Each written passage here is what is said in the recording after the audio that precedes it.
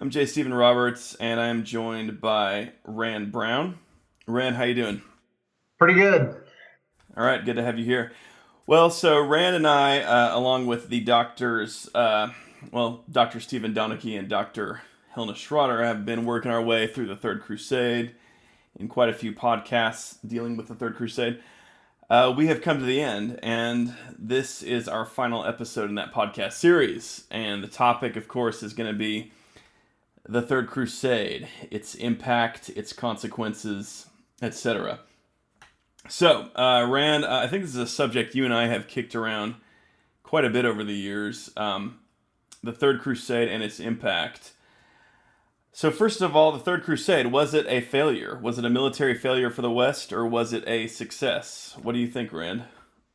Well, I think the most important aspect of that question to look at is defining failure, and I think a lot of people want to look at it's kind of the big picture. They want very clear, simple yes or no answers. Was it a failure or was it a success?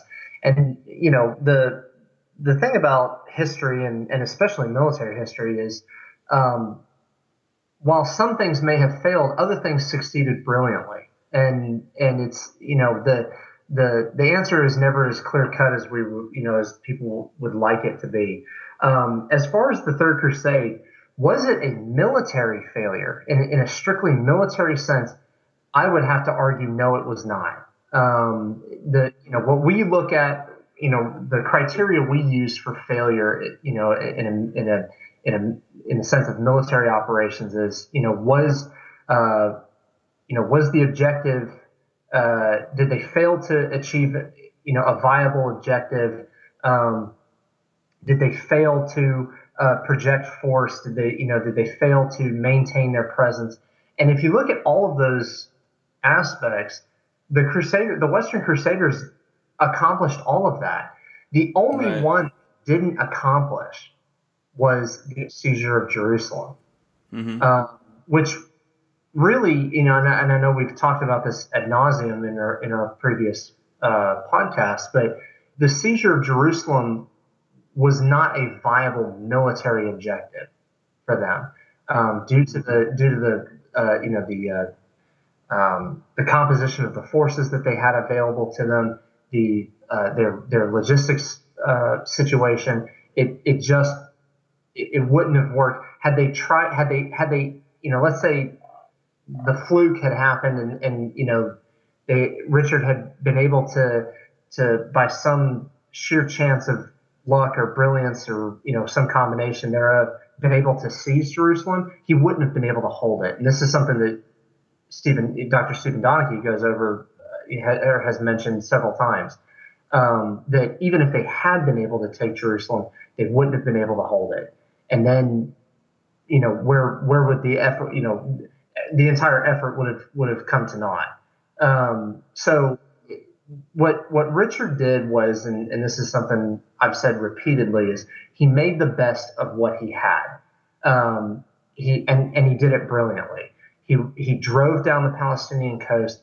He seized all those vital port cities of Acre, of Jaffa, and others. He was able to secure not only a coastal toehold for the kingdoms of Jerusalem, but he was also able to ensure that the link, the vital logistics link that via maritime support was able to be maintained between the Levant and Europe. And as we would see later on in the history of the Crusades, or at least the Crusades, the subsequent Crusades in Palestine after the Third Crusade, that maritime link is what kept them alive for as long as they were. That Right. had it not been for that, there would have been no more Frankish Outremer. It would have evaporated in a heartbeat. So, in the pure sense of a military context, the Third Crusade was absolutely not a failure. In fact, many medieval writers and medieval military historians have rightly claimed that it was Richard's actions that ensured another 100 years. of the Latin kingdoms in the east. So Yeah. um, Looking at our notes here, I know one of the ideas we brought up is what did the Third Crusade accomplish? And I think you've hit on some important points there.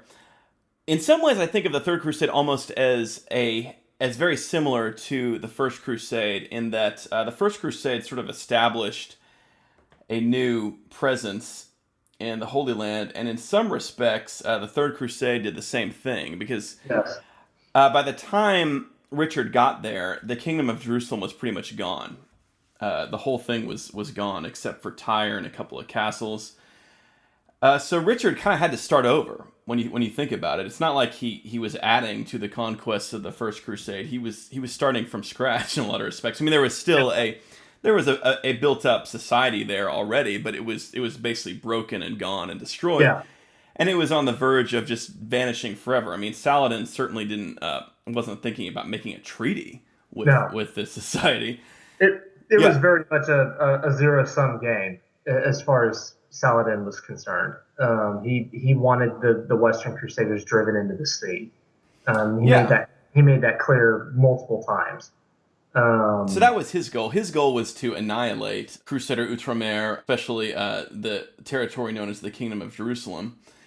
Richard shows up, and what he does reverses that. And the First Crusade established a series of states that are going to exist for roughly 100 years, and the Third Crusade kind of does the same thing. It establishes a presence, a state that's going to exist for roughly 100 years.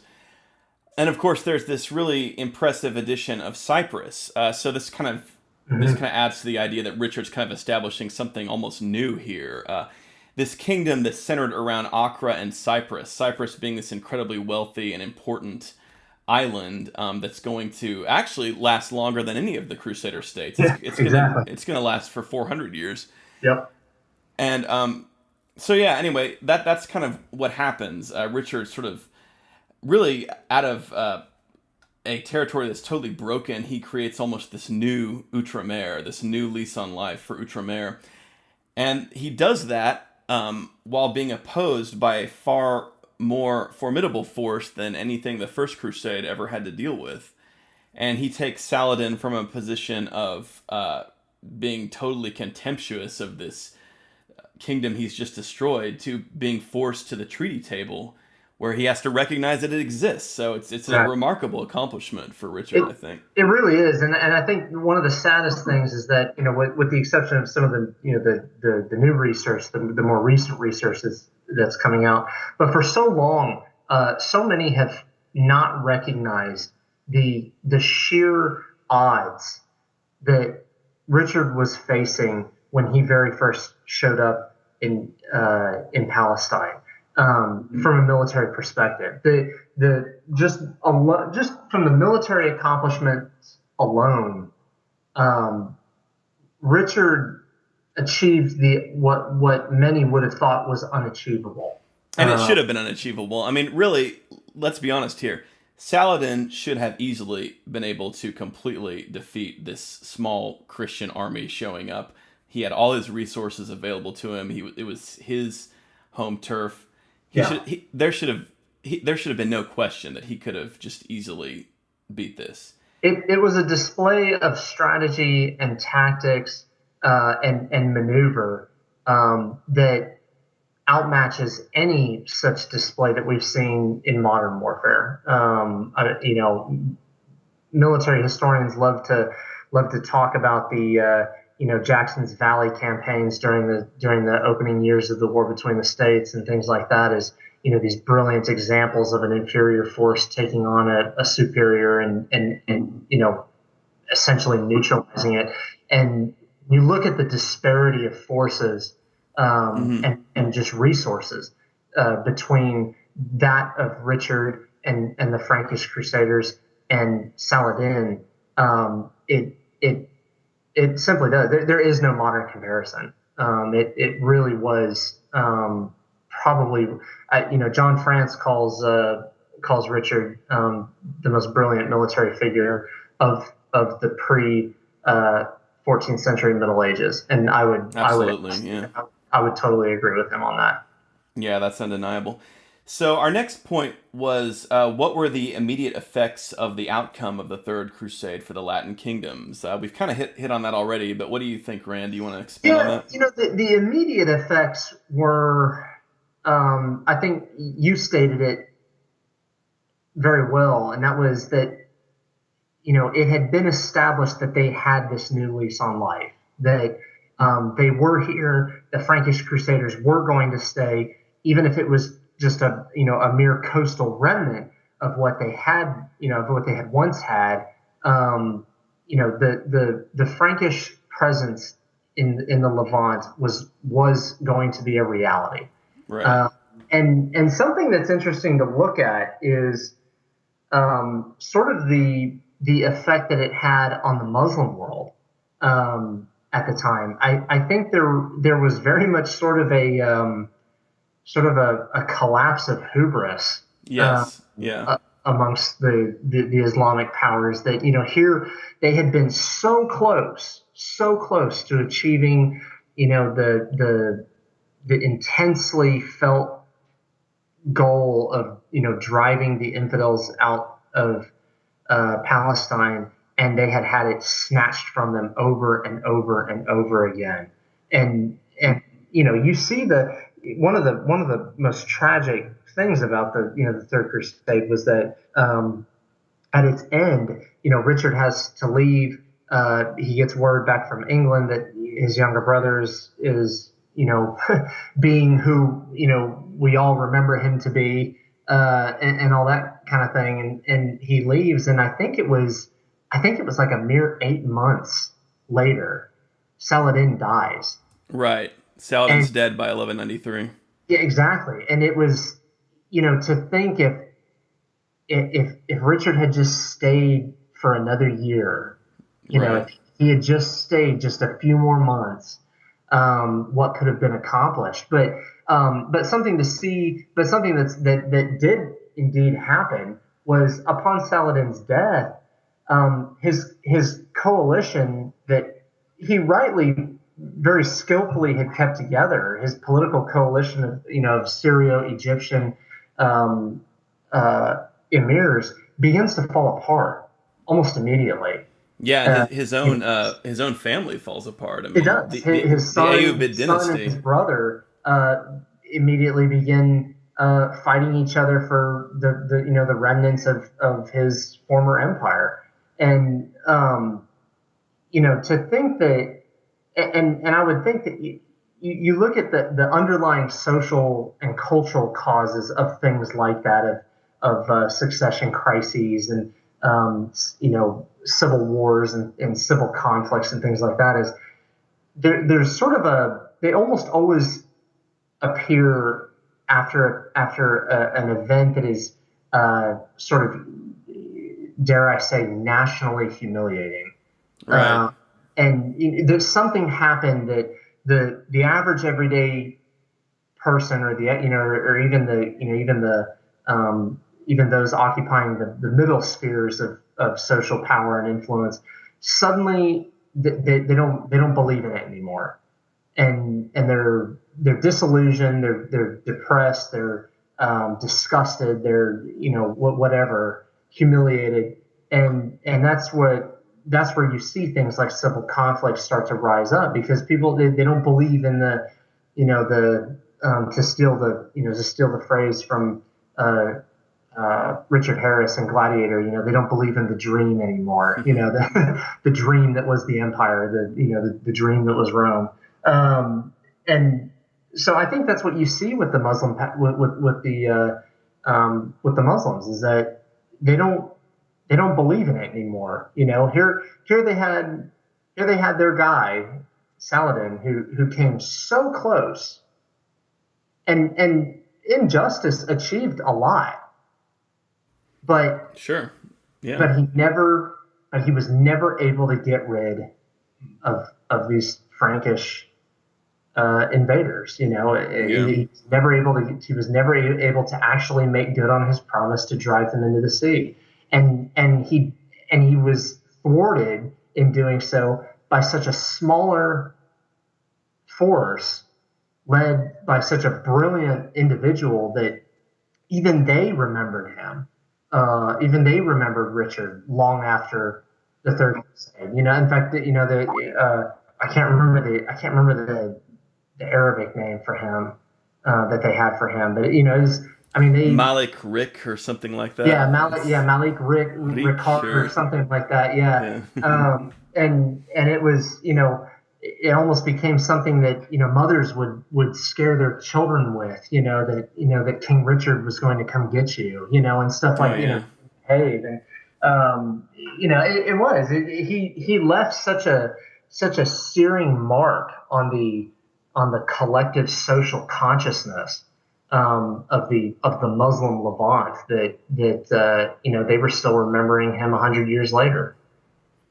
Yeah, it's kind of interesting to read the famous biography of Saladin written by, one of his followers, Baha'u'ddin, which you can buy now in translation as The Rare and Excellent History of Saladin. That was written during a period when Jerusalem was actually under Christian control again, after the Sixth Crusade, when Frederick II recovered Jerusalem by treaty with one of Saladin's heirs.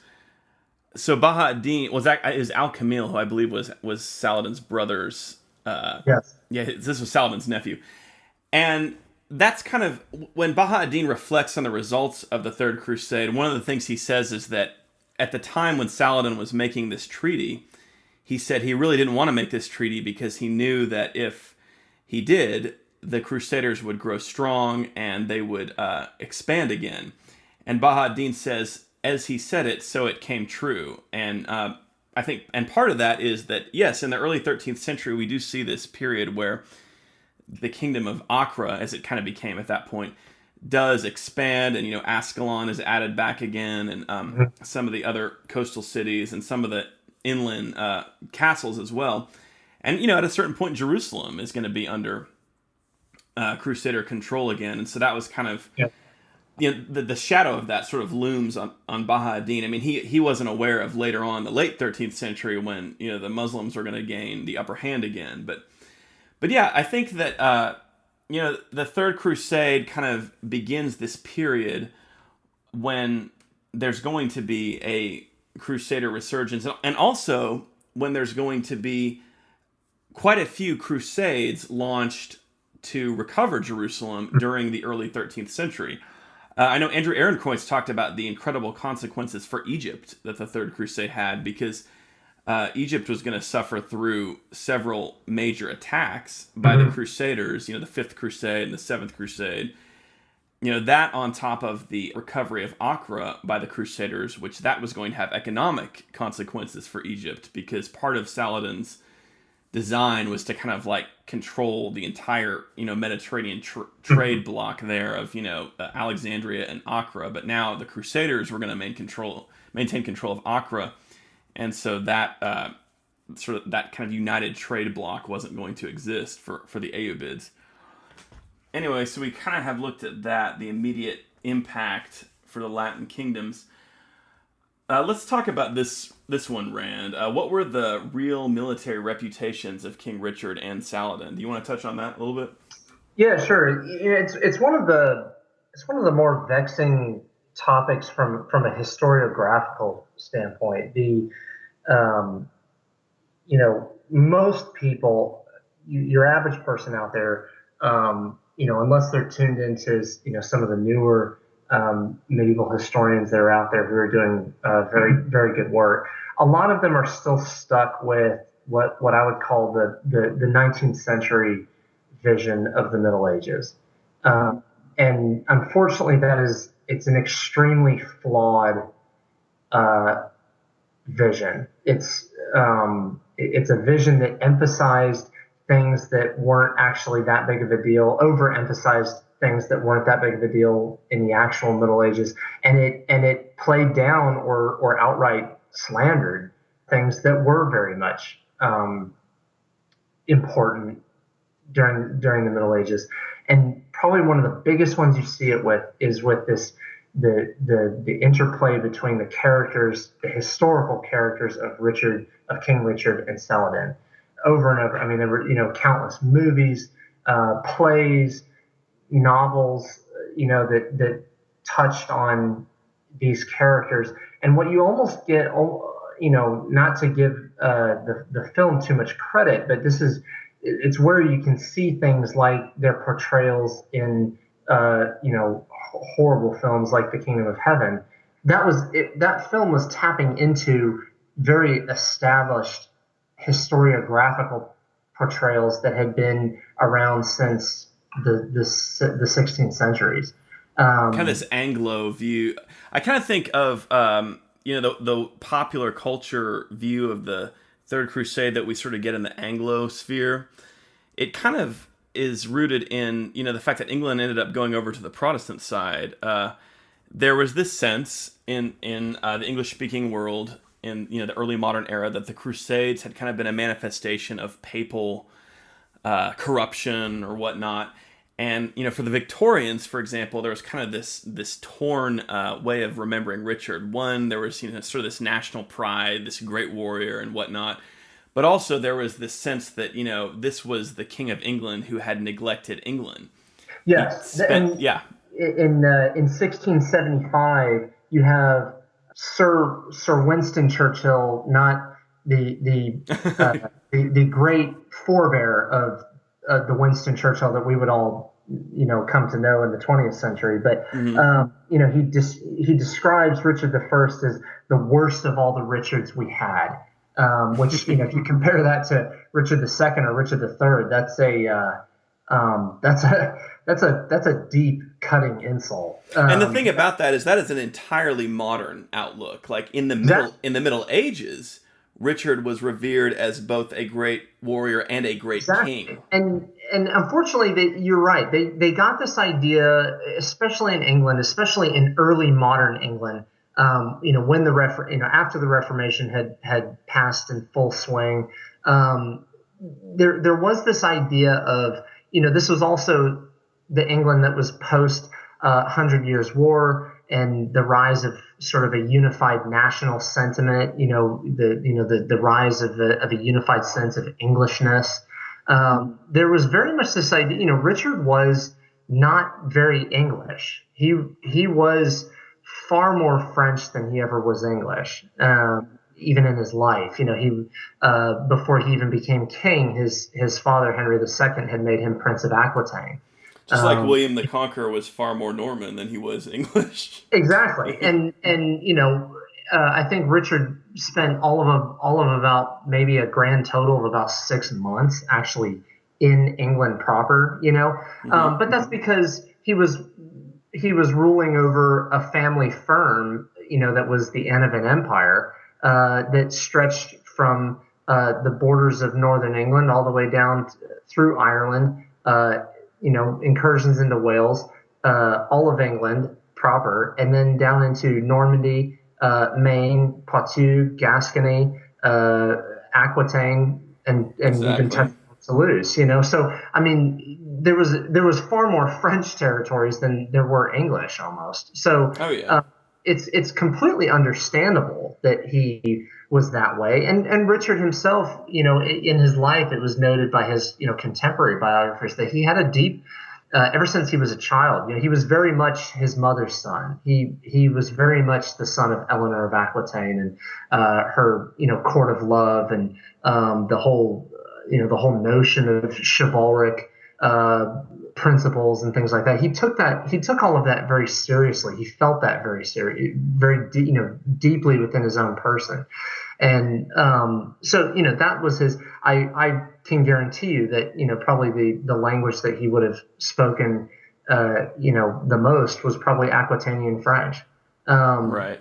So, but the problem is once you get into the early modern period and you have the rise of nationalism and you have the rise of these this solid sense of Englishness, Richard becomes very unattractive, and especially if they're not even Catholic anymore, But don't you think he becomes unattractive and attractive? Because the truth is, even throughout that period, early modern England and into the Victorian era, Richard was both kind of a maligned figure, but also definitely a celebrated figure too, just in terms of It was wasn't it he a was badass?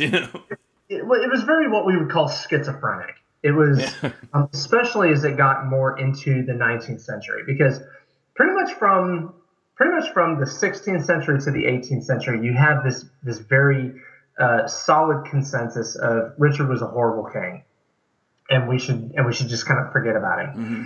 Starting with like the late 18th century and the rise of romanticism and things like that, that's when you start to see this almost the schizophrenic portrayal of him as, on one sense he's the epitome of chivalry, and he's the, of course it was the Victorians who really romanticized the concept of chivalry, and he's seen as the epitome of that, and this glorious exotic battle of this chivalric hero versus this Eastern this representative of sort of Eastern mysticism, which was also beginning to gain a lot of traction there during that Saladin time. was kind of the Eastern wizard king or something. He was kind of this exotic, mystical figure from the East, and all this kind of stuff. And it was just, Victorian romanticists just lost their minds with that kind of stuff. Yeah. But at the same time, you also had the Victorian sense of nationalism, that was the heyday of the British Empire and things like that. So, at the same time, there was still the concept that he was a bad king. And it wasn't so much that he was a bad king. What you see a lot is that Richard was this fiery, brash, impetuous, headstrong, vainglorious figure who, embodied all the ideals of chivalry, but in a practical sense was a complete buffoon. And when you contrapose it with what they regarded Saladin as, it gets even stranger, because it's a very inaccurate idea of Saladin that they have. Yeah, Saladin gets this very romantic persona of the, like you said, the Eastern wizard king, this wise, sagacious, calm, cool, effective ruler. Which the historical Saladin was very much a very effective political leader. I would say his legacy, his actual legacy didn't last as long as Richard's did. Right. Yeah. And that's an interesting thing about Saladin, is he does seem to kind of be largely forgotten by a lot of the Muslim powers that are going to come in his wake. Oh, very much so. Yeah. I mean, in fact, some of his memory was regarded with hostility. Right. Certainly among like the Zengids and some of the different dynasties that he was involved in dispossessing. The Zengids, and then also in his own Egypt with the rise of the Mamluks. People don't realize that the Mamluks were slave soldiers who, right. Well, they overthrew Saladin's dynasty. They overthrew the Ayyubids. Yeah, exactly. Murdering the last Ayyubid sultan. I guarantee you that people like Baybars would not have had a good image of Saladin at all. In fact, they probably would have seen him as the oppressor, or a figurehead of the oppressive regime that they had just overthrown.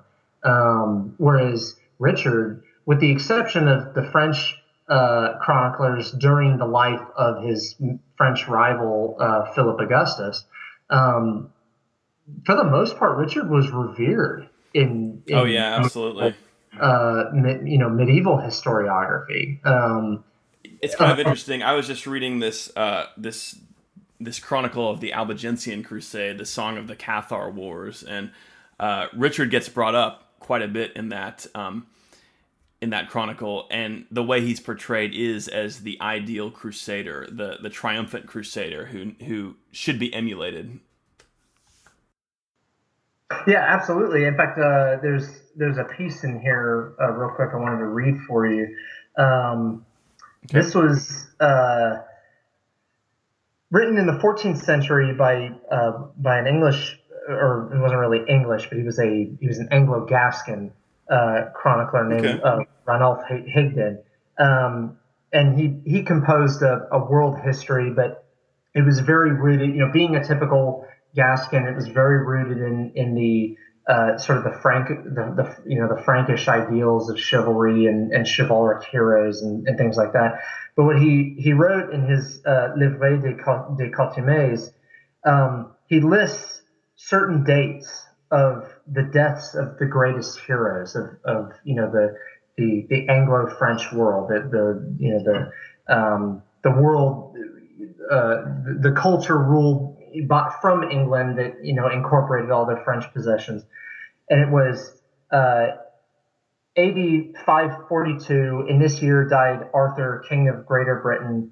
AD 827. In this year died Emperor Charlemagne. AD 813. In this year died Count Roland. AD 1199. In this year died Richard, King of England. And Wow. that's who they saw him Yeah, as. he's alongside Charlemagne and Roland. That he could keep company with the greatest of the great heroes of history, whether it be Alexander or Augustus or Roland or Charlemagne or any of those, or Arthur himself. So that's he, and with the exception of the obviously the chroniclers who were obviously biased towards his rival in France, King Philippe. He was very well regarded for a very long time, and it wasn't until you get to the years after the Reformation that you start to see that sudden decline in his reputation, his historiographical reputation. Let's look at this last point here, and that is the Third Crusade's historical reputation. I think we've kind of already touched on this. But so first of all, let's talk a little bit about the Middle Ages, the sort of the few centuries after the Third Crusade. How is it remembered? And kind of what I think is, again, I compare the Third Crusade to the First Crusade in that regard. The First Crusade kind of produced this idea of an age of heroes. Like the First Crusade was sort of this epic era of great heroes. And we kind of get the same thing from the Third Crusade. The Second Crusade, for example, which was horribly unsuccessful, is very sparsely chronicled. There's not a huge literary tradition surrounding it. But the First Crusade and the Third Crusade both kind of inspire this very rich literary tradition, both in that we have a wealth of primary source material for it, eyewitness chroniclers, that sort of thing. But also, from both of them, we get this poetic tradition as well.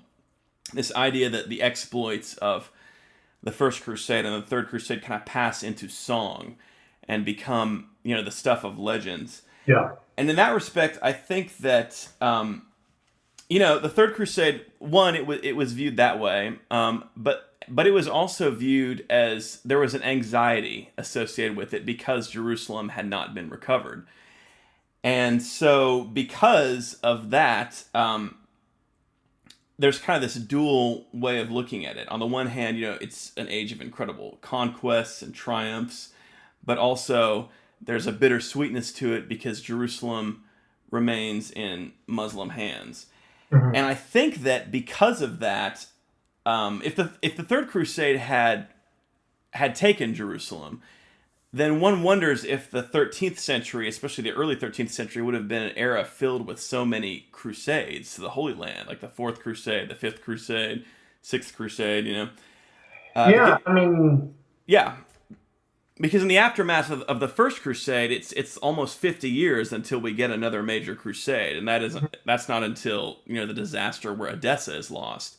So it's like the Third Crusade, the way it turned out, it was successful enough that territory was recovered. The kingdom of Acre was secured, but because Jerusalem isn't recovered, we're going to have a bunch more crusades launched in the shortly thereafter.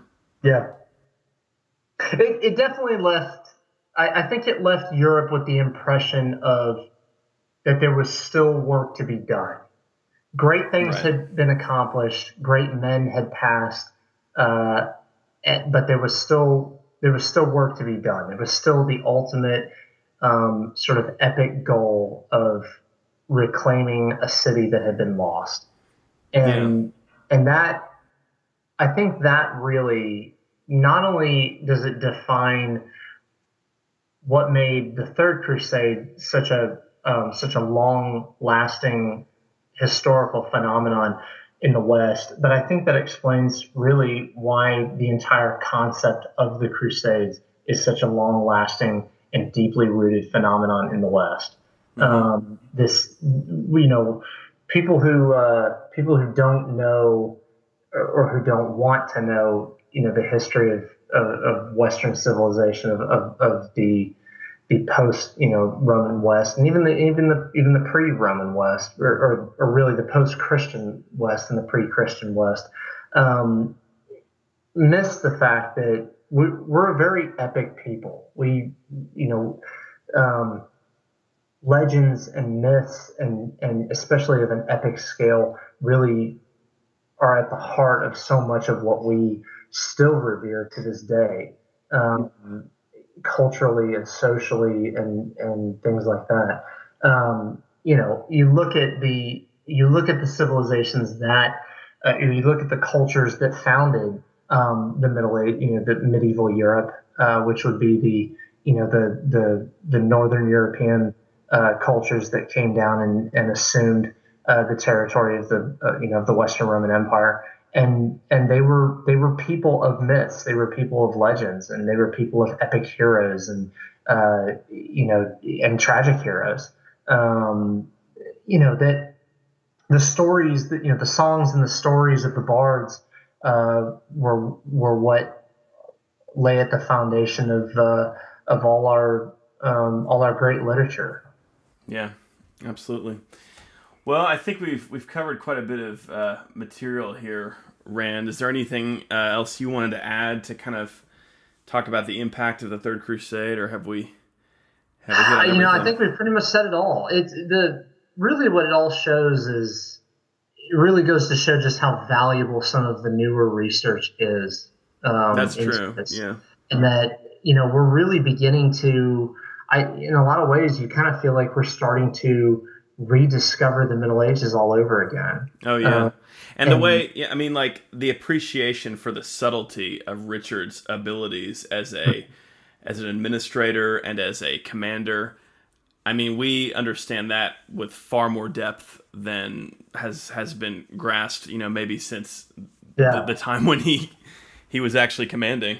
exactly. Yeah, if there was any argument to be made for the newer methods of history, and the newer methods of researching history, and of compiling historiography, the story of Richard and the Third Crusade would definitely be one of them.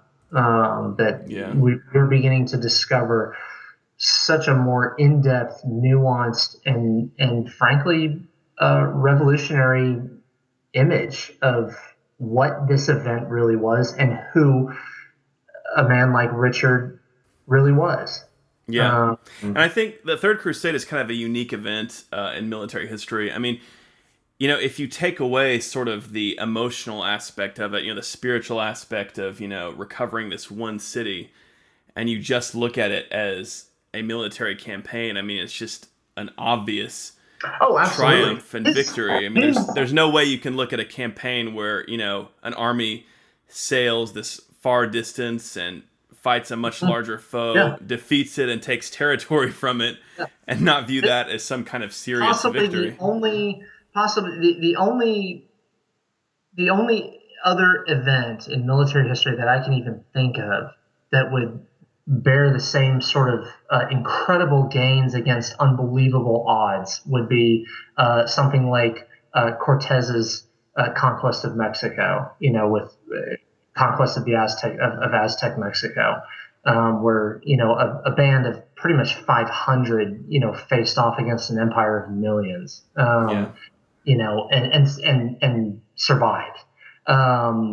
Possibly another one might be Alexander the Great's, drive into the Persian Empire, and all the way to the Indus Valley, before having to finally turn back. Yeah, I mean it's astounding, definitely. As we've looked at over all these podcasts we've done talking about it. So, well, Rand, as always, it's great to have you on here. You always add a wealth of knowledge in terms of especially in terms of the military aspect of this history. So, thanks for being here. Absolutely, thank you, and best of luck with your podcast with Dr. Donachie and Dr. Schrader. Yeah, it'll be great. We will miss having you, but I'm really glad that we got to have you on for this one. I will miss being there, but I will definitely be listening in as soon as it comes out. Good deal. And I know we're going to have you on for we're going to do a podcast about the Albigensian Crusade pretty soon. That's going to be a pretty big panel. You're going to be on there, and Paul Copenhagen. That's going to be exciting. So, all right. And again, this is Real Crusades History. My name is J. Stephen Roberts. You can find us at realcrusadeshistory.com. We put out a new podcast on the history of the Crusades every 1st and 15th of the month. Thank you and good night.